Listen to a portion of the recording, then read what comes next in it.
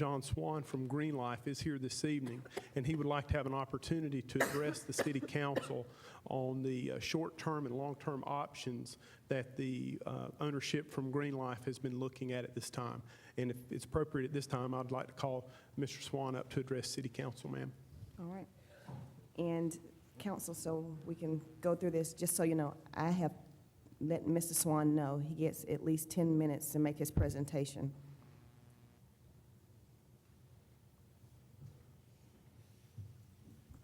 Thank you, Mr. Richardson, Mayor Bellamy, and council. I appreciate the opportunity to speak and review what we have been considering in our company with respect to this situation. I have some handouts here for staff and council.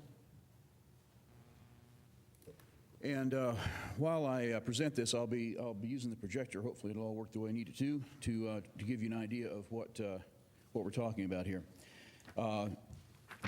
We basically management of Green Life has basically reviewed the situation, taken into account the concerns of council, and are attempting to come up with a solution that is practical and solves the issues that most notably the truck traffic on Maxwell Street and the buffer zone between our property, our operation, and Maxwell Street. So, just to review. This is the existing configuration. Trucks pull in, go up Maxwell Street, back to our dock, and then exit out through the parking lot back to Merriman Avenue. Our loading facility is back here in the corner. It's that dark dot there is the lift. So in looking at the potential for changing that configuration to allow for more buffer and reduce truck traffic on the street, we've come up with several options. The first we considered, just to put all the issues on the table, is do nothing. It would cost nothing, be no disruption of business, but obviously it doesn't address the truck traffic issue, it doesn't address the buffer zone issue, and there are two other main reasons why we pretty well discounted that, although we did look at the options. One is that the current configuration is difficult for drivers. We recognize that it does block traffic. Even when it does happen smoothly, it still blocks traffic for some amount of time, and beyond that, it's not adequate for future growth. We are hoping to continue to grow our business, and as it is now, it's barely adequate for the volume that we're doing. It's not adequate going forward, so we pretty much can say that's off the table. That we did briefly look at it, but it doesn't make any sense to not do anything. So, intermediate option one, the first option, and this is the proposal that some members of the community have floated out there. Just move the dock to the other end of the building. That puts it right here at the corner of the building on Bordeaux Street and Marcellus, and removes it entirely from over here. There are some real pros to the option. It does remove all tractor-trailer traffic from Maxwell Street, and it allows the largest option in terms of the buffer zone to go all the way from the building 23 feet to the street, so it would be significant buffer. And it would not affect any other adjoining properties, so and that in itself is a positive. The negatives are far outweigh, in our opinion, the positives. The existing terrain right along this side of the building is extremely steep, would require extensive fill and retaining wall. It would require a new corridor across the back of the building, and I put new corridor with a question because we're not sure how you can do that. We have our offices, our refrigeration rack, the existing electrical service, and walk-in coolers that are all right there. How we run freight through the middle of that, I don't know. The back behind the rack here is insufficient room before it drops off to Maxwell Street to really do anything in terms of the building. So we're kind of stuck with a situation where even if we had the dock here, how do we get the goods in the store? So that's a real issue. Anything we did that involved more roof triggers the whole building sprinkler system, which is would be very, very expensive, and we've been looking at with the city at what our service is there. We don't have adequate service for that system, so we would have to be basically looking at running water mains from somewhere, and we don't even know where the water is available right now, so it's a big hurdle to that one. It would require relocation of the offices, refrigeration rack, walk-in coolers, main electrical service. All those things are very, very expensive. It would also obliterate Bordeaux. This is our side entrance to our parking area. This is the extension of Bordeaux Street running right up here. And as you can see, if you put a dock there and run the ramp to it, it obliterates that street. And that brings up a very good point. How does a truck get to that location? As it is now, they enter off of Merriman and go across the property and out this way to the dock. If they were to go to here, you'd have to turn the truck around in the middle of our parking lot, and that would eliminate probably 30%, 40% of our parking. So that's a real problem. With it obliterating the street, there's no way to bring a truck up the street because there's already a ramp in the way there. So it creates some real logistical issues. We haven't been able to figure out how to get a truck to that location. It would also severely inhibit access to the lower parking lot, which is another problem. Most of our staff park down there. It would also require moving our cafe area, which is currently right here, which is further disruption of the business and our operation. And it also does not address the smaller truck traffic. We still have a huge number of deliveries that are made. Probably 2/3 of our deliveries are made to the side of the store over here. It doesn't address that.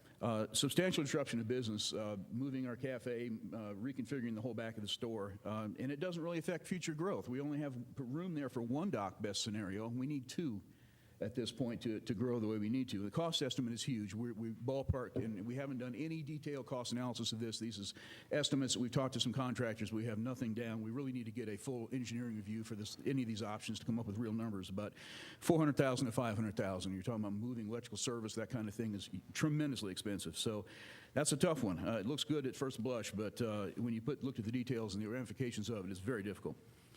So that's the intermediate option one. Intermediate option two, which I'll put out here, is to rezone the corner lot right here. That's the one that currently has a house.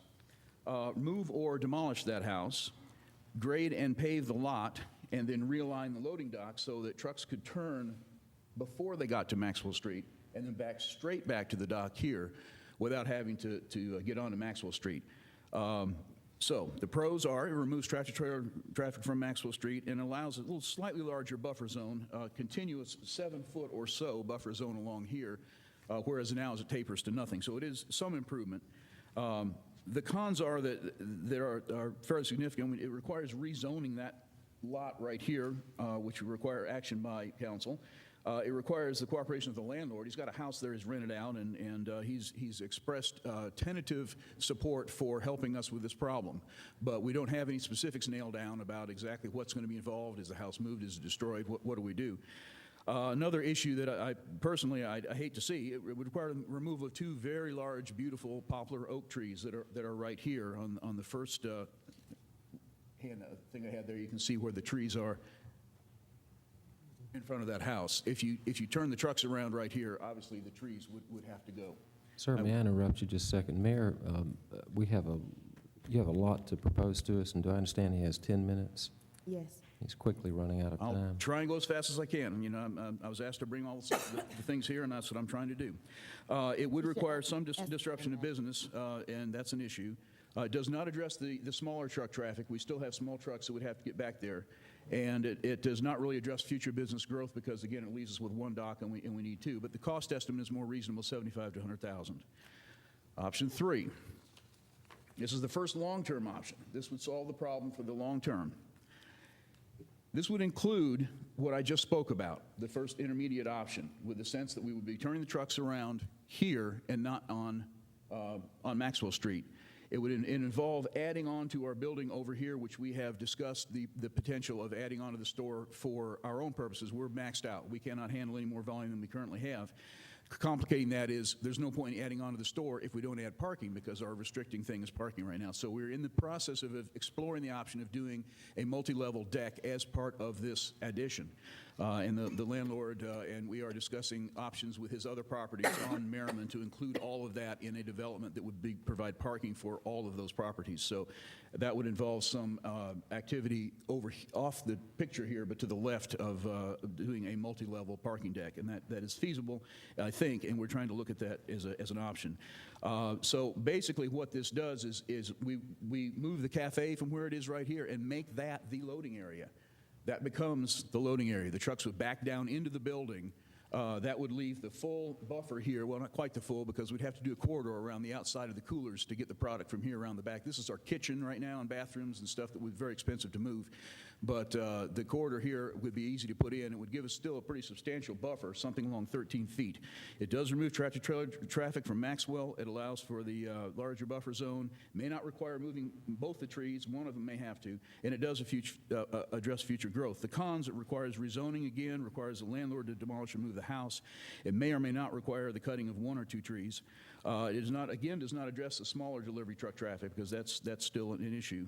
It's considerable disruption to business, obviously, with all of this, and cost estimate something around $250,000 to $300,000 as far as we can see. Okay, second long-term option is there.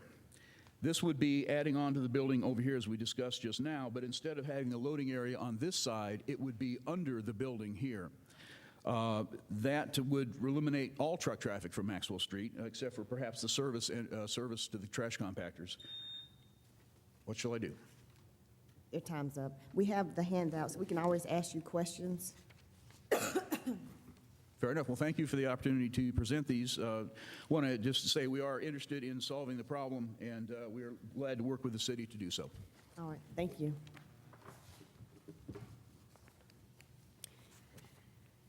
We'll open it up for public input. Anyone wishing to speak on this issue? Yes, ma'am.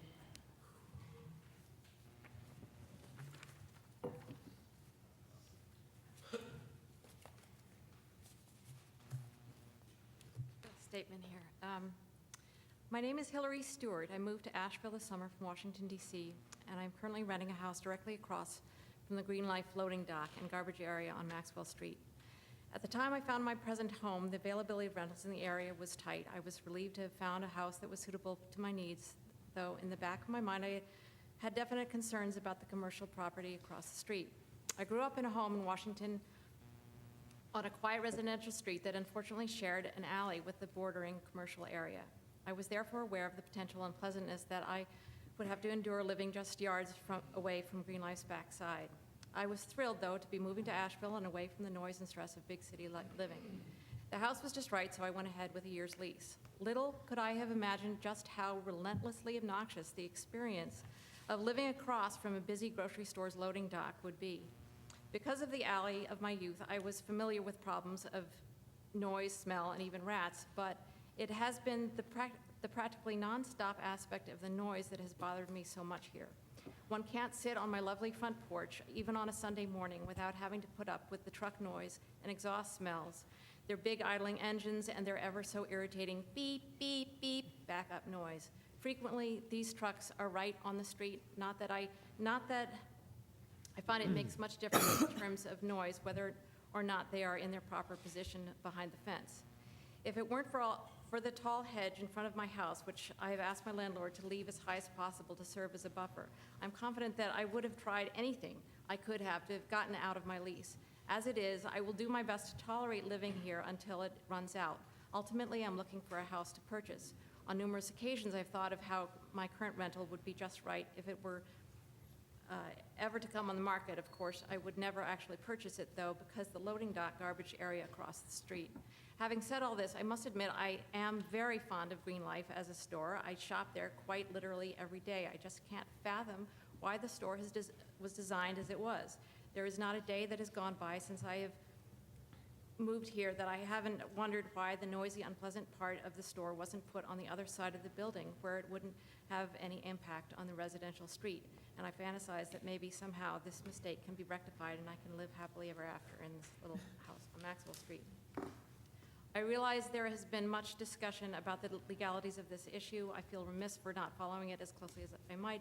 I have for some time now, though, been wanting to speak up and at least present my perspective as somebody who is directly affected. Before concluding, I will briefly mention 2 more issues that come to mind.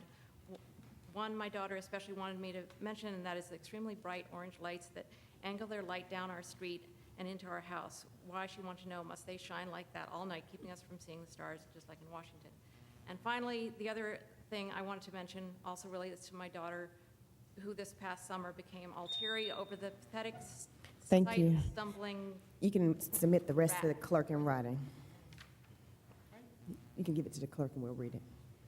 Thank you. There was a hand, yes.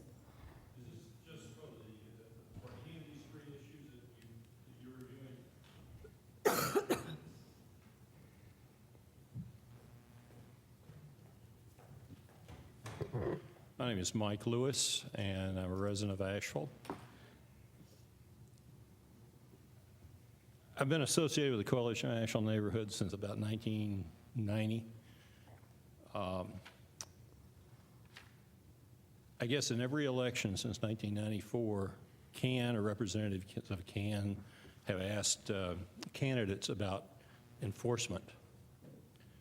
And as I've talked to my neighbors about controversial development in my neighborhood, time and time again I get the question, gee, we got a UDO, why don't we enforce it? Well, the Staples issue has been, I guess, in the public eye since at least January. It was brought to the attention of this council by the Coalition of Asheville Neighborhoods when some of our members filed an appeal against it. We've been in conversations, evidently, with Staples. The mayor wrote a letter in April or May. In August, when Dr. Owens made his presentation, the mayor very pointedly said, the city's going to take over this issue. So why is it in all our conversations with Staples that we say, we'd like for you to pay some attention to some community concerns? Community doesn't have any enforcement authority.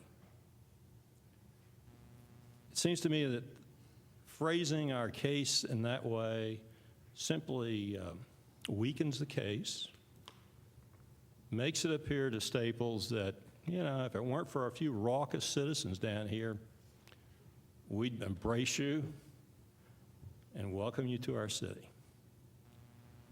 I would respectfully ask that in our future correspondence with Staples, and we say, City Council or the City of Asheville is concerned about some possible violations.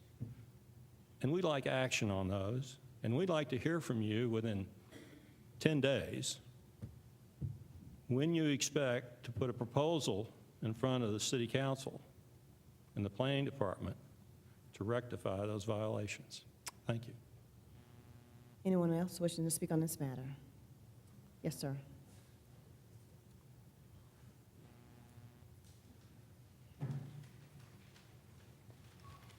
Ms. Mayor, members of council, my name is Chris Pelley, and I'm the president of the Coalition of Asheville Neighborhoods. Mr. Pelley, are you asking for 3 minutes or 10? 3 minutes. All right. 3 weeks ago, I spoke to you about the importance of language in your negotiations with Staples. I cited a September 15th letter from our city attorney to Staples that had examples of language lacking in clarity and urgency, with the result being that Staples was getting, at best, a muddled message from the city of Asheville. So it does not surprise me that Staples has not responded to our city attorney's letters. Why should they, when it was less than clear what was being asked of them? It is time now to be clear and direct with Staples if we are genuinely serious about them complying with their UDO standards regarding setbacks, the size of their signs, and their pedestrian orientation. Per Section 718.3 of the UDO, it is time for the City of Asheville to issue a notice of violation. This notice would clearly define what Staples must do to become compliant with the UDO. This notice of violation would also stipulate a timeline by which Staples must come into compliance. The other option open to City Council is to require Staples to seek a variance from our UDO standards through the Board of Adjustment appeals process. Let Staples make their case as to why their billboard-sized signs should be allowed, and let the Board of Adjustment decide this. Either way, we need City Council to provide resolution to this issue. We appreciate you, Mayor, stating back in August that it was time to take this reform process in-house. And granted, measurable progress is being made on the target and prudential issues, but Staples is presently thumbing their nose at the city and unwilling to even bother negotiating. And if allowed to get away with this, Staples will undermine much of the good work going on in strengthening our planning ordinances and will be a slap in the face to law-abiding local businesses. It is not fair to tell the owners of the Picnics restaurants their chicken sign is illegal while giving Staples a free ride. It is time for City Council to send a clear, unequivocal message that we expect Staples to follow the same rules as everybody else. Thank you. Thank you. Anyone else wishing to speak on this matter?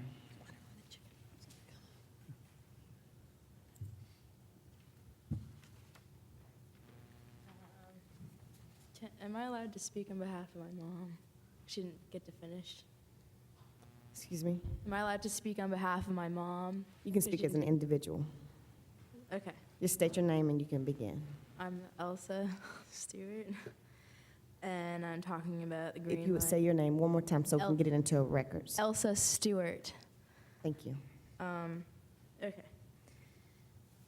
And finally, the other thing I wanted to mention also relates to my daughter, me, who this past summer became all teary over the pathetic sight of a stumbling, I assume poisoned, rat making its way across the street from Green Life's garbage area. To me, there is nothing unusual or shocking about this, just par for the course when it comes to commercial garbage.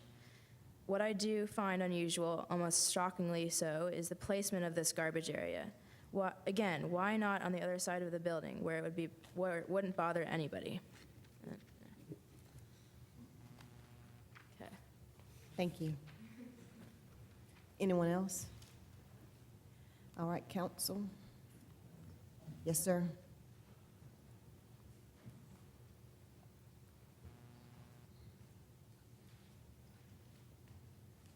Good evening, council. My name's Reed Thompson. I've been coming here for 2.5 years. It's time to enforce our laws.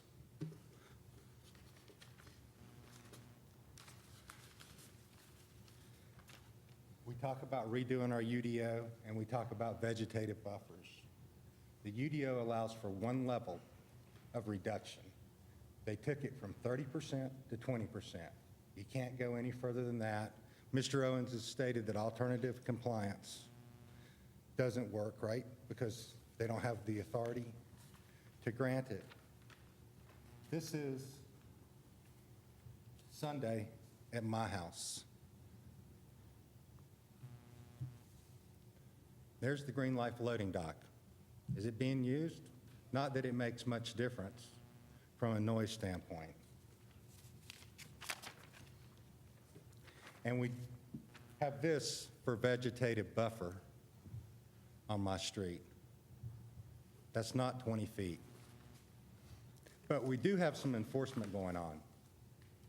Since the Owens report's come out, the city has decided to move a no parking sign, which I think it was a condition to the loading dock being there that the parking would remain, and they've moved the sign. So how am I ever to trust staff if they tell me one thing and then they come and move a sign and I don't know? And here is the enforcement. They come out and they ticket my vehicle every time I call about trucks. I don't think it's fair. Thank you. All right. Anyone else wishing to speak on this issue? Council, any questions, comments? I think that Mr. Richardson, just to see, I don't think there's a motion needed except for if we want to, the question was inviting Staples or asking Staples to come down, just as we've heard from Green Life tonight. And I think there's a motion or support for the direction of the Green Life's future endeavors. Right, Mrs. Swan? If you come forward, are you, when you put your initiatives before council? Yes. Are you asking us for preliminary support? What are you specifically asking?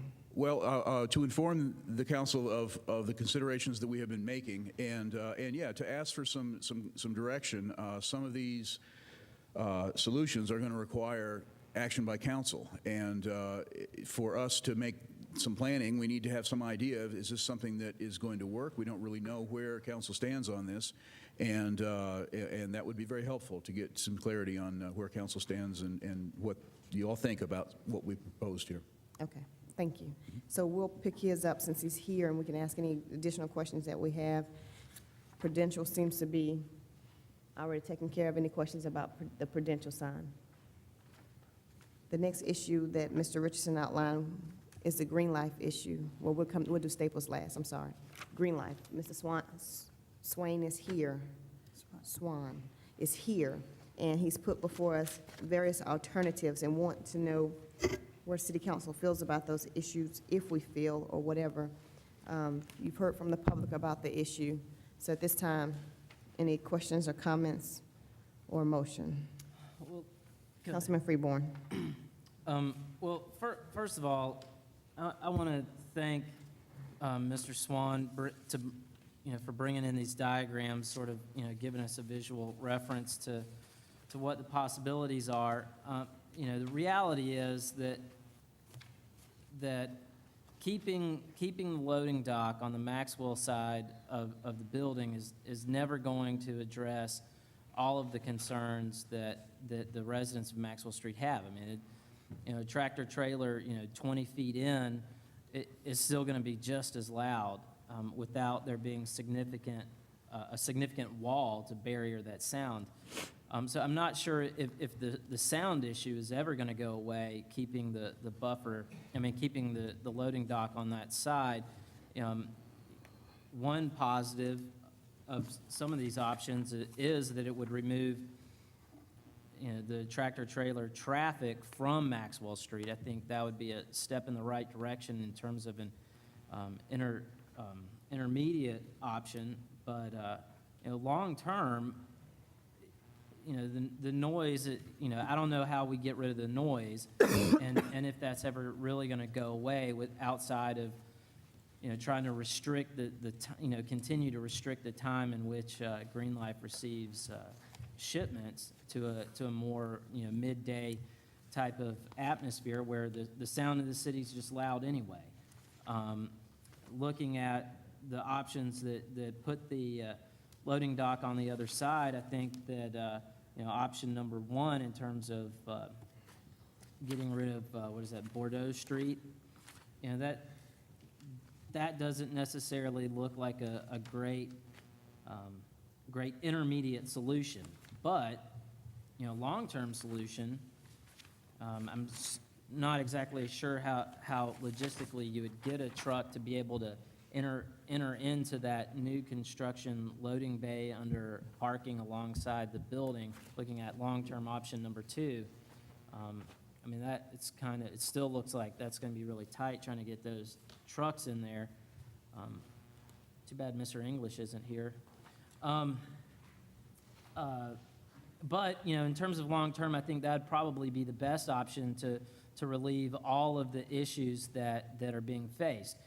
Green Life is really successful, probably is going to need to expand their facilities in the near future anyway.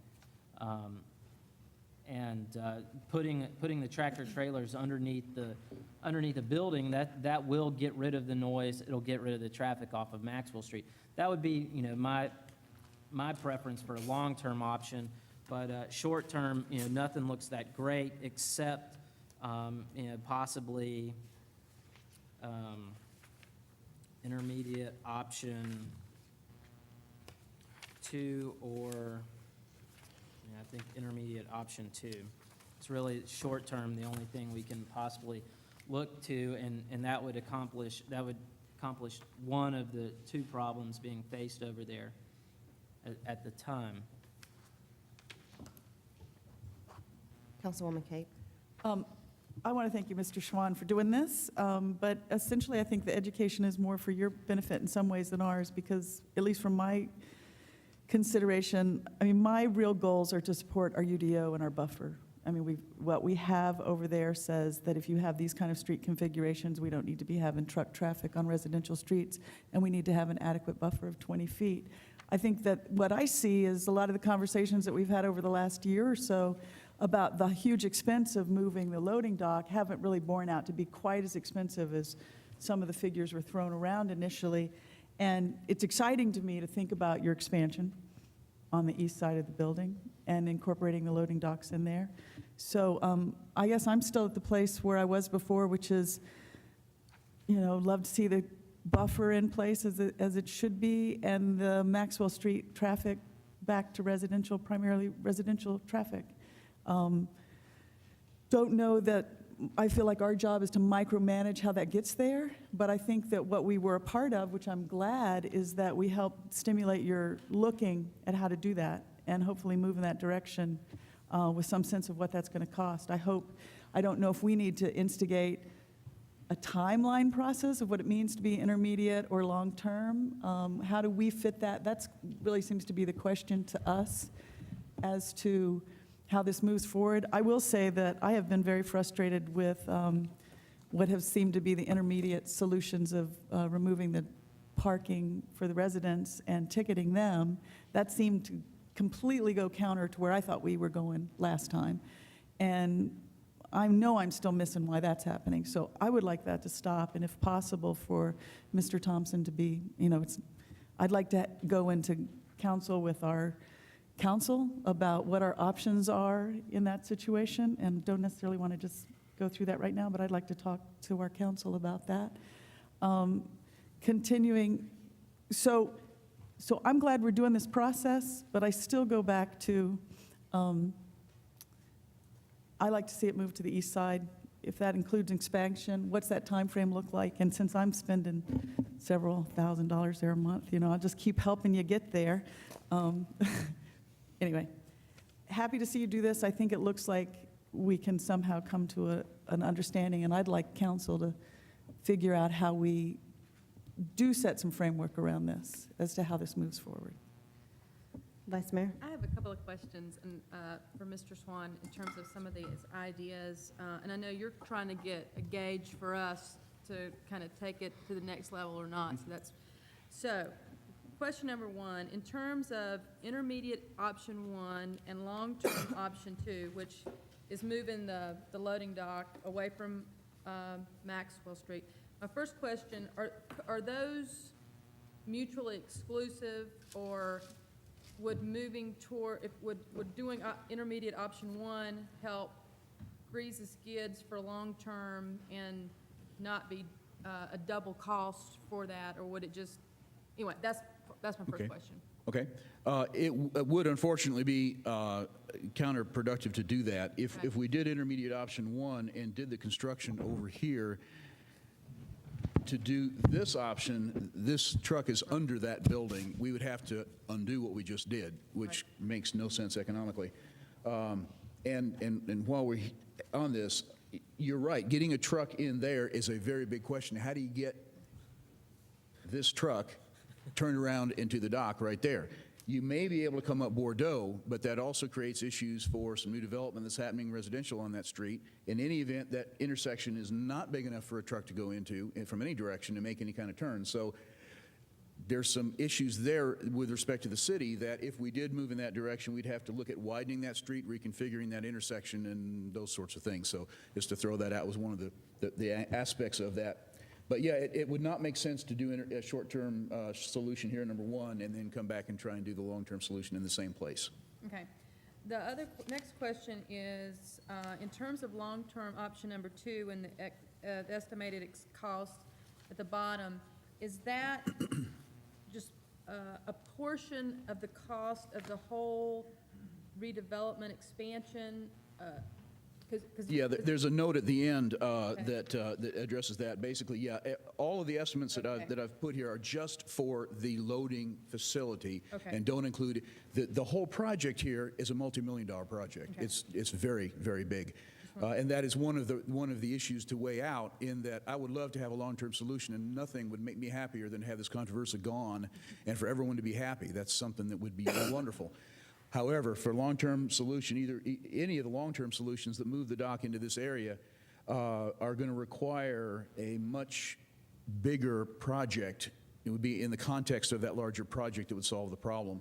And the issues with multi-level parking there and truck access and the actual building itself and the configuration of that building all are very, at this point, kind of amorphous. I mean, we have an idea conceptually of what we have in mind, but when it gets down to the actual design of it, we don't really have a good handle on that, except for, we do know it's going to be very expensive. Not super, but that's the answer to the question I was looking for. The last question, which I guess is the multi-million-dollar question, is how long is long-term? Well, that's a good question. If we started the design process today, I don't think that we would be able to break ground on this thing for probably a year, my guess would be, knowing how long these things take. Best case scenario. And in terms of our organization, we just broke ground about a month ago on a store in Chattanooga, and all our financial resources and all of our planning resources right now are going into that project. It should be open 12 to 15 months from now, at which point our plan is to come back and address our growth situation here. So, but again, there's no reason we can't start that process while we're in construction over there. I'm not saying that, but I am saying that it is a year to 2 year, at best case scenario, solution. Well, that's helpful, because that's different than 3 to 5. Yeah. And then that piece of information, that what you're saying is that it's your company's, like, y'all are number 2 in the pecking order right now as far as expansion in your business plan. Chattanooga, getting it up and going, and then back to Asheville. And back to here, Figure right. out, you know. And we have made the decision not to do any further development until we have come back and addressed this store and the problems we have with this store. So for what it's worth, if you're trying to get, you know, finger in the wind, for me, I'm more interested in long-term option 2. As Okay. y'all, you know, think about how to deal with your great success. Councilman Newman. I guess I would just comment that I think my perspective is somewhat similar to Councilwoman Capes in that, I mean, I don't think we should spend too much time here tonight, sort of by committee, trying to, what I like about what we've got tonight is several different alternatives being looked at, in the sense that the Green Life folks are really trying to, you know, explore different paths towards getting to a solution. So I thank you for that. I'm not sure that I have the energy tonight. I mean, I've got a lot of different, you know, each of these scenarios, you know, kind of on the face of it has positives and potential drawbacks probably. So I would just say thank you for presenting these initial plans. Does each of them looks very, you know, very conceptual though, in terms of, you know, pretty simple designs. I mean, do y'all have a design person you're working with to sort of really kind of take these, you know, these general concepts and really kind of drill down or is that yet to be done? That's yet to be done, and I would also put the caveat in here, these are not drawn to scale. These are my best quick and dirty pictures for you guys to look at. And they are not drawn to scale, and they have not been reviewed by anybody with any particular expertise. They're just what we've talked about and the concepts that we've had. And that is the next step that we will need to do, is to take it to a professional designer and make sure that what we're talking about here is feasible and all the different and technical aspects of that. That in itself is an expensive proposition, and you know, I feel like that if there's any way that we could get some assistance with that, especially because we are way tapped out right now building a 30,000 square foot store in Chattanooga, if there's any way that we could help, you could help us with that. As I understand, there may be some possibilities, some economic development funding possibly to help us with that. I don't know what your options are, what's out there. That's not something I know anything about, but we do need further analysis of all of these options, and particularly if I'm hearing from council that they like the long-term option number 2. That's the big picture. That's the big daddy there. That's the big project. And even to approach that at this point, we need some assistance on that. Certainly, we have no one in our organization that is anywhere capable of planning such a thing. So it is a long-term thing, and you know, I kind of feel like in some ways the city has kind of inadvertently gotten us into this, because from our point of view, we went through the whole process, went through the whole review process, permitting process, building process. It took years to do, and no one raised a question until we were already open and had business and had trucks and all that. Suddenly there's a huge issue. It would be really nice from a businessman's point of view to have not had that happen. Had we in the design phase, they said, well, no, you can't do that. Obviously, we said, well, okay, we can't do that. We'll go do something else. But they didn't say that. And so we would appreciate anything the city can do to help us address the situation, because it is largely because of decisions the city has made over time that has kind of gotten us here. Well, I would just say that I would be open to, you know, asking our city manager to think about different appropriate ways that the city could work with the property owners to do some planning in this area. I think we need to keep things moving forward in terms of looking at different possibilities. The longer term scenarios look much more attractive in terms of how they solve the problems. But I'm personally, you know, hope that we can find some short term ways to provide some relief to the residential folks on Maxwell in terms of the trucks on if I- Maxwell and the buffer? If I could address that for a second, the short-term option number 2 does, which is, let me get it down here so you can look at it on the screen, does allow us, if we had this option where we did have that building removed so we could turn the trucks before they got on the street, we would be able to do at least a fence and 5-6 feet of vegetative buffer, which we'd be glad to do, which would at least on the short term help. And if we did that, that would be something we could work into a longer term project, whether eventually we abandon that and go with a lower loading over here, or whether we go ahead with option number 1, which is to move the loading area inside the building right here. Either way, that would be a step in that direction. So that one is not mutually exclusive.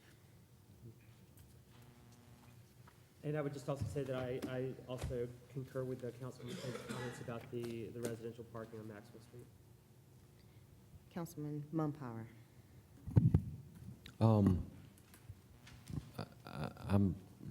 I've always been confused about this. I'm more confused now than I was before. We asked you to come to us, didn't we? Yes, you did. I mean, we solicited your trying to come up with some options. You're Correct. responding to the council's request. That's correct. And thank you for doing so. If you imply we've made some mistakes, meaning our staff, I assume, or maybe us, if we have, we need to own it, identify it, hold people accountable for it. If we haven't, we shouldn't be spending city tax dollars to support a private business. That's wrong. And if we're talking about putting some of our dollars into this, to me personally, it'd be very important that we hold somebody or somebody's accountable for these errors. And I would not be supportive of going forward until that had been done. That said,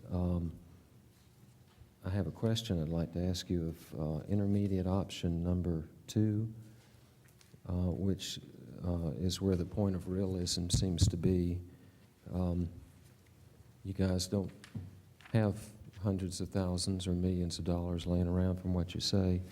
That still doesn't address that buffer issue. It addresses getting your trucks off the road. That cooler, is there any place that can go? Boy, that's our kitchen and deli cooler and freezer, and they are right there. That's why the cooler's there, so you can step right into them. It does somewhat help the buffer situation in that now it tapers down to nothing there. We could maintain a 6 to 7 foot buffer with fence and vegetative buffer. It is a step in the right direction. It's not satisfactory in the long term, of course, but it is a step in the right direction that would at least give some greater. And we're willing to discuss if the sound thing is an issue, if a taller fence. I mean, there may be some things we could do to. How wide is that cooler? How long is that cooler? How wide is it? It is 12 feet wide. That's 12 feet. 12 feet, and you have existing right now 6 feet roughly, or wood in Yeah, this it's about 7 feet right here, and then it tapers down to 0. You're getting close to that 20 if we could move the cooler, is what I'm wondering I about. see what you're saying. Yeah, that's true.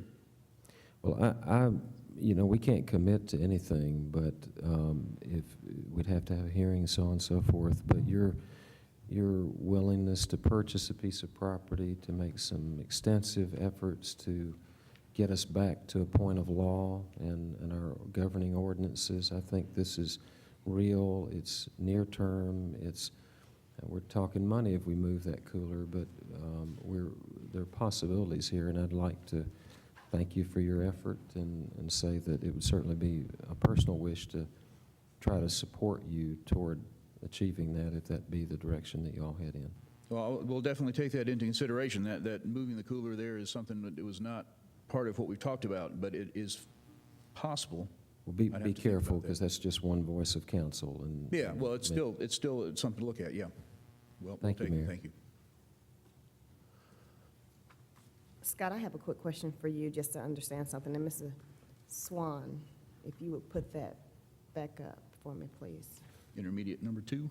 Yes. Just for references. Yes, ma'am. First, let me say, just going to the Owens report, and it quotes, "It appears truck traffic should not have been allowed to use Maxwell Street." That's his conclusion, bottom line. What can we do to make that happen? I think we've been over this bridge a couple of times. Let's, once and for all, kind of deal with that thing. Well, it depends upon what truck traffic use you're talking about. Right now, I believe they are using it for backing maneuvers, although we've certainly seen some photographs that indicate other types of use as well. There's probably some structural things we can require to be placed in the right-of-way to limit the truck's ability to do that. When you say structural, are you talking like an island or something Yes, that ma'am. narrows the road where only a car can get in? That's correct. Do you feel like that would be adequate to address the issue? Well, if your interest is in stopping truck traffic on Maxwell Street, that's one mechanism by which you could pursue that. Okay. Because I think, Mr. Swan, in the past, you've given us letters that you sent out and information you've given the truck drivers. Okay. Police officers have written tickets. I'm not going to get into who all have received tickets, but first let's deal with just with the trucks. So if we put a couple of islands, do you think that that will help us get to where we need to be? Well, I think we have the traffic engineer here. I hate to punt this one to Mr. Butzek, but if it's a traffic design, you've got a much better expert than me in that in the audience.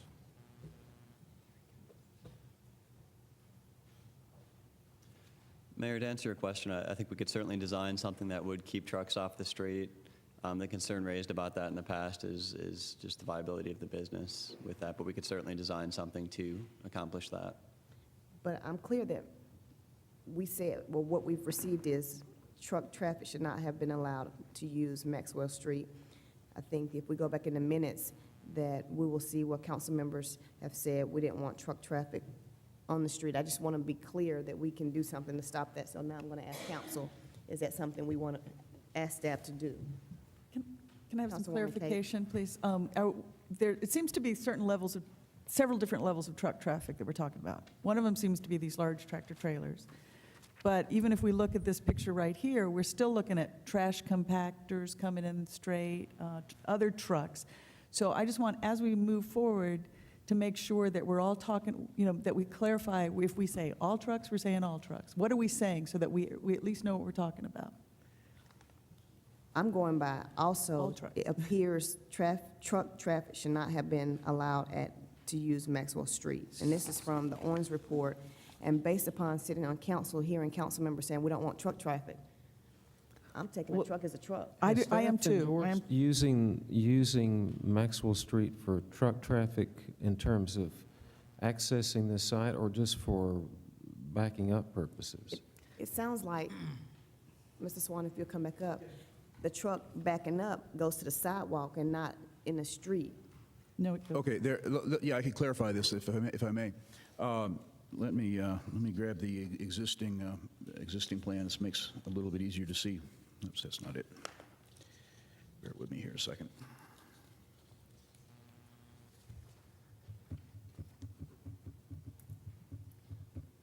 Okay, we have part of the confusion is we do have several different types of truck deliveries, and so this particular drawing addresses the tractor trailers, which come through the parking lot, pull up Maxwell Street, and back to the dock.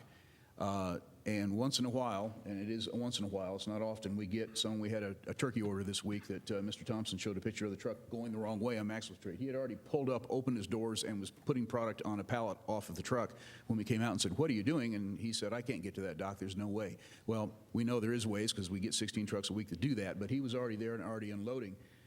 So we backed him up and got him back out through our parking lot so he didn't go down the street. But we do for the most part, they come up, pull up, back to the dock, and then head back out through our parking lot.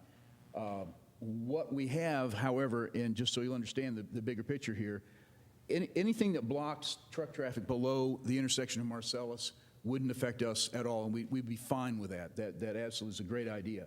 North of here, up to Chestnut, going up this way, we do have situations where we have, on occasion, a tractor trailer that is at the dock. Another one pulls up and is either waiting here, parallel parked, or waiting here. If a third truck by chance shows up, and occasionally that happens, and we can't take a truck out this way, the whole parking lot comes to a screeching stop, and traffic backs up to Merriman in about 2 minutes. So we do have an issue with being able to get trucks turned around here, and anything that prevents them from going up Maxwell Street, up Maxwell Street, could potentially cause a major disruption. So that's just to discuss the tractor trailer. Now, in the study that I did, approximately 2/3 of our truck deliveries came to the side docks over here, the smaller trucks, bread trucks, beer trucks, that sort of thing, the local guys. And so 2/3 in terms of the count of vehicles are actually coming in here, as well as the service trucks that come about every week or 10 days for each of those 2 dumpsters. So every 5 days, probably on an average, we'll have someone come and pick up the roll-off unit. That traffic is also significant. But it's much smaller vehicles. They're not as loud. They're not as smoky. They're much less of an impact on the neighborhood there. But that is a substantial amount of our truck traffic in terms of vehicles. Those small trucks, can we get those to come to the front or to the side? Well, at the moment, the only door we have is right here. We have a small walk door right here, but the only door big enough to get anything like a pallet in is the front door. Loading pallets in the front door is kind of crazy when you're trying to run a grocery store with the volume we have. It's real crazy.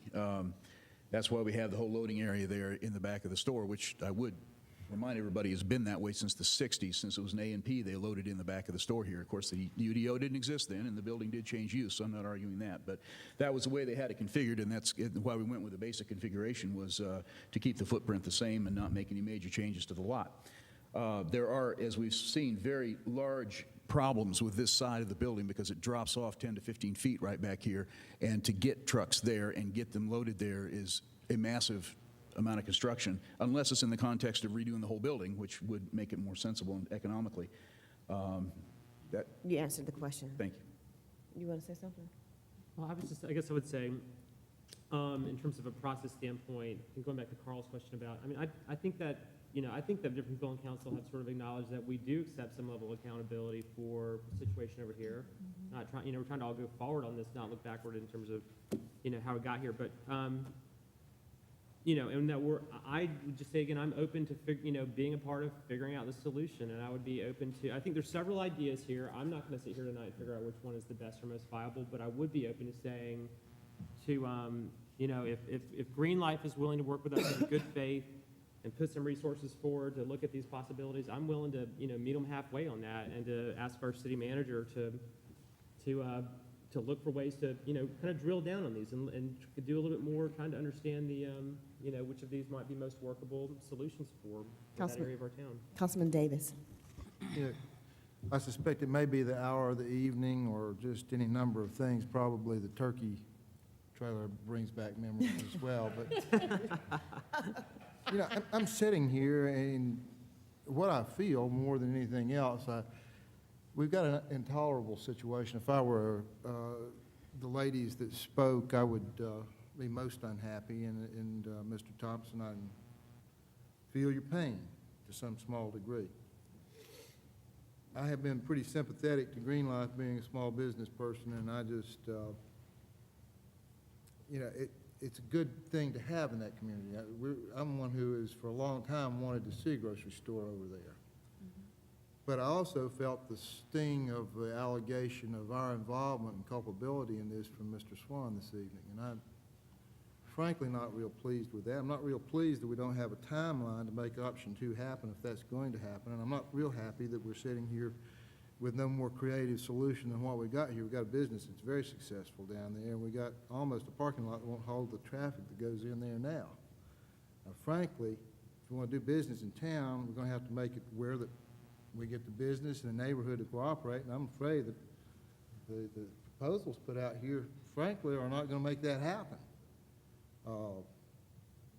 We've told Mr. Thompson his solution, either informally or formally, we've said occasionally, you may have to go to the court with this, but this may be where the whole thing ends up. And frankly, just as one small voice here, I'm not pleased to be at this point in the thing with thinking of paying tax-paying dollars to make a situation right that we probably don't really have anything to do with if we listen to our legal counsel. So I think that on Mr. Swan's part, I'd like to see you come with a timeline when you could at least make option 2 work, and a little more creativity. Probably those coolers could move over. Nobody's going to be happy with those trucks backing up there. The noise is still going to be there. Admittedly, it's an urban situation. It's noisy. But I'm a little disappointed, frankly. I just feel like you need to have a little more clear direction of where you'd like to go with this building and business. And, you know, if we can make it happen, I would be happy to have our planners work with them and those kind of things. But I'm not real interested in paying taxpayer dollars at this point on it. Councilwoman Cape. I have a quick question, Mr. Swan. Have you all had any considerations, I mean, we'd like to keep you in our community. Have you had any considerations of that this site just, the business is just too booming and that you might find another site also, or you're pretty wedded to this site? As you, I'm sure, know, there are very few sites in the city of Asheville big enough for even what we've done there. Right. And really, at this point, we are so busting at the seams that the concept we're looking at is enlarging by 50% or adding 10,000 feet to a 20,000 square foot building. A 30,000 square foot store, there are extremely few sites, maybe only one I can think of that may even be in play at all whatsoever, which is the Deal Motor Car That's site. what I was thinking also. That is not out of the question. I don't know what their plans are. We haven't really. And it's kind of beside the point, and it was just a question. And we're also to throw committed out to a long-term lease there that makes that kind of a difficult. I was just curious as we're moving this forward. But, you know, you said something a minute ago, about 2/3 of your trucks still are going to go right in back. count, yes. Whichever plan you move forward, would you move them all? I mean, you got to move them all. You can't leave 2/3 of the trucks over on Maxwell Street. Excuse me. Okay, heard that. Council, I appreciate the sentiment of get with staff, but let me help you out on staff's standpoint. What does that mean? What specifically are the tasks that we're going to get Jeff Richardson and Jerry Jackson and Scott Schufer to work on with Mr. Swan? Like what I was saying is, do we want a traffic calming measure on Maxwell to curtail the trucks? They need to know exactly what do we want as a council, because what we have before us is what they thought we wanted. And what I'm hearing is, no, we don't exactly want this unless you give us a timeline. So tighten it up for us. We need to have some direct, I want to see this, this, and this. Like, I want to see some traffic calming. What would it look like? How would that impact? That's what I want to see. I want to see some trees planted to give us the 7-foot buffer that is allowable. Go ahead and put some trees up there and some shrubs to put it in the buffer. What is it specifically so that we can get the results that we want as a council? Councilman Freeborn. I'm just going to throw this out there, and I don't know if it'll take or not, but I think that this is a big enough issue to where it's taken up enough time for us to warrant, putting, 2 or 3 council members on this to work with staff and Green Life and the residents. And really, I mean, because we say, let's put traffic calming on there. I mean, the reality is that in the Owens report, he's referring to commercial trucks. He's not referring to all trucks, because then that would, you're talking about lightweight trucks. He's defining it in terms of commercial traffic. If we put some kind of traffic calming to limit, the big tractor trailers, there's still the trash compactors that have to be dealt with. And there's a lot of this that's, as the conversation continues, has to be fleshed out. And I think that, sending staff out and having them come back is going to be a big waste of time unless they can work with council, as they're developing those, and also have council working with the community members and then Green Life as well. Councilman Mumpower. Thank you. I appreciate your line of thinking. Mr. Schufer, could I ask you a quick question? You're our expert, and you're real savvy about helping us through problems. Hearing all that you've heard, do you have a suggestion for us of a course of action we might take? Well, I think Councilmember Freeborn's suggestion that there's an opportunity for council to play a role in this makes a lot of sense to me, because Otherwise, we'll be in a trial and error process for quite some time. There may be possibilities for us to refine what council's after here, but I want to make sure that we also are able to get our expectations in line with the reality. If there was a 20-foot buffer with a 6-foot tall fence in that location, I'm not sure that would materially have an effect on the noise and activity and other issues faced by the residents on Maxwell Street.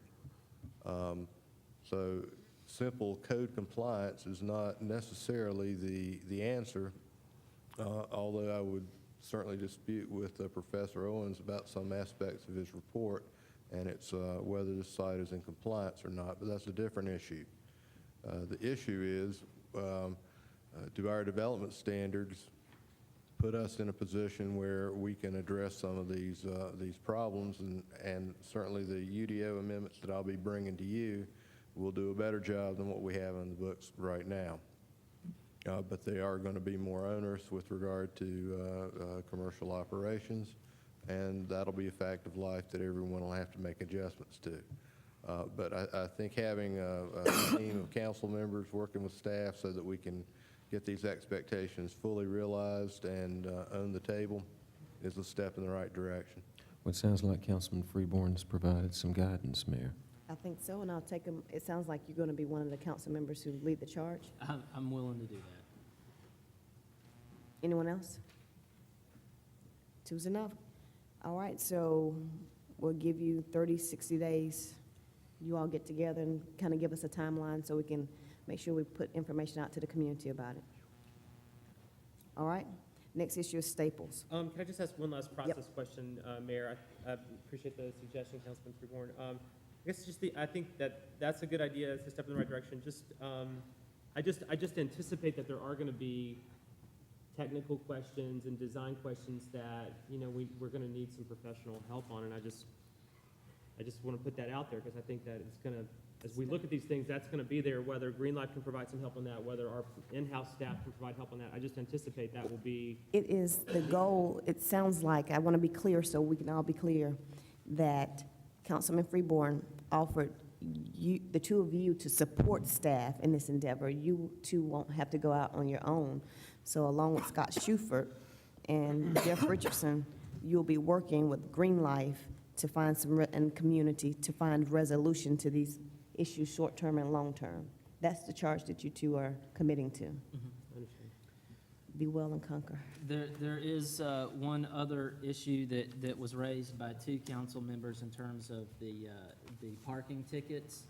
And I want to chime in, and because I think you'll probably need 4 members to do something about this, but I think we need to talk to our legal counsel about rectifying the situation with parking tickets and residential parking on Maxwell Street. I think that we should not address that right here, right now, Exactly. without hearing the full story. Right. That's, Okay. I just wanted to show my support for going into closed Miss- session about that. We may not even have to do that, just allow Bob to do his research to see what's happening. All right? Anything else on Green Life? Okay, Staples. As Jeff, the first thing he's offered, invite Staples down, as we've had a presentation from Green Life, invite them down and have them make a presentation to us as well. Did you want to tee that up or comment on that any further? Mayor, I think you summarized it well. Again, I think it's been proactive discussion with the corporate office at Staples, and certainly we would expect in the near term that these folks would come to City Council proactively to be prepared to address the issues that have been raised. It's certainly at the discretion of the mayor and council to ask for a specific time frame for that to occur in. And when Jeff and I talked about that, because we would write a formal letter from me, not our city attorney, no offense, but I needed 4 votes to make, or at least 3 more people to have consensus that we would do that. And would you clarify what you're? We're asking them to come down, and it sounds like the big issue we're asking them to deal with is the sign issue. Sign No. in pedestrian amenities along that wall. It is, the building is not ADA compliant, and that's a big issue for me. Okay, I'm not sure what you're asking to be done with that, though. Well, I mean, I think there's more than just the sign that's an issue there. I need to hear it so we can, I need to know what are you, council? I need expectations so we can be crystal clear. I don't want to invite people here Right. or ask people to come, and when they come here, we have a whole list of things that we did not prepare them to prepare for. I want to be engaging people and explain my expectations, and so one thing that I've heard consistently from the community is about the signs, and I need to hear, are there other things that, The two things that I recall mostly were the signs and the pedestrian amenities in some form of green screening or something along that wall to soften that, Obtrusive nature. the flat wall that wasn't at all like it was presented to us in the beginning. So they were offered some ideas about green screening or other items. Thing that, if I could just, I really want to caution us, and I look forward to you, I would like to go into conference with our council once again about what our options are and how clear we are with them about how we're approaching them. I want to make sure that we're not approaching them from a place of, oh, please, please, please, but from a sense of clarity about what our options are. So I do look forward to having that conversation because we haven't gotten a timely response from them. And I just want to make sure that we encourage that timely response by a focused aspect on our side. And- Go ahead, Mayor. go ahead, Councilman. I was going to say, to echo that, I think that we, what Mr. Lewis and Mr. Pelly said tonight, does resonate, that, when we say community concerns, I know exactly where Mr. Jackson was coming from, because it is a community concern, but, at this point in time, it is a council concern, and I want to make sure that our language does reflect that. Okay. Any other comments? I'm supportive of the letter, agree with the signage, the pedestrian amenities of the softening of the appearance of the wall, trying to make that a little bit more pedestrian-friendly environment. I would hope that we, from some of the feedback we've heard from Staples, I would say the good news is that when the concerns have been presented, they haven't said, sorry, we're not going to do it. They haven't said no to any of the concerns we presented. I think we're a little disappointed that that we're sitting here today and don't have an actual written response and a plan for how to address the concerns. So I think the letters from the mayor is a good idea, and I hope that, I would suggest the meeting of December 12th. Let's work with scheduling. We'll work with it and work the timing and see as soon as we can get it. Well, if we don't pick a specific date, I hope we would at least say, we want, We will have a certain even date. if they can't come down here, we want a written plan from them by dates. Lauren is working, there are a lot of things in play here, and so I just need to know what exactly we're asking for so we can be specific. I think I've gotten it, and we're gonna, Mr. Jackson, we're okay? We got enough information on this issue? Yes, if there's a desire to get the advice of legal counsel, would you need a motion to do that, the motion that was made earlier is sufficient, but we need to add to the attorney-client privilege exception that the parties involved in the cases, because there is still litigation pending that we're going to discuss. Hold up, I got a quick question. Are you asking for that tonight? Are you not asking that for that tonight? No, I strongly object to that. We have Okay. a long closed session. All right, Strongly object. We'll have one next Tuesday where we can prepare, we'll be fresh and can deal with this issue. That'll be fine. We have a long issue tonight, and I want to make sure we discuss that in an appropriate manner. So we'll get that teed up for next week. That's fine, thank you. Vice Mayor. I just feel like I do need to weigh in that perhaps the letter could be written in a stronger, method. Let's do it, let's, put a date on there. But I think it's important for the community to know that the letter is not the only communication that our staff has had with Staples. There have been a lot of overtures to that, so it doesn't come down to one word. And so I don't want to leave it hanging out there that our staff has just written a letter and just said, I hope that on our side, that we're working hard. We will continue to work hard and ratchet it up a notch, but don't let it be said that, because of a phrase, that's why we find ourselves the way we are, because that's just not right. So let's just keep at it. All right, nothing else on this issue? All right, thank you. The next item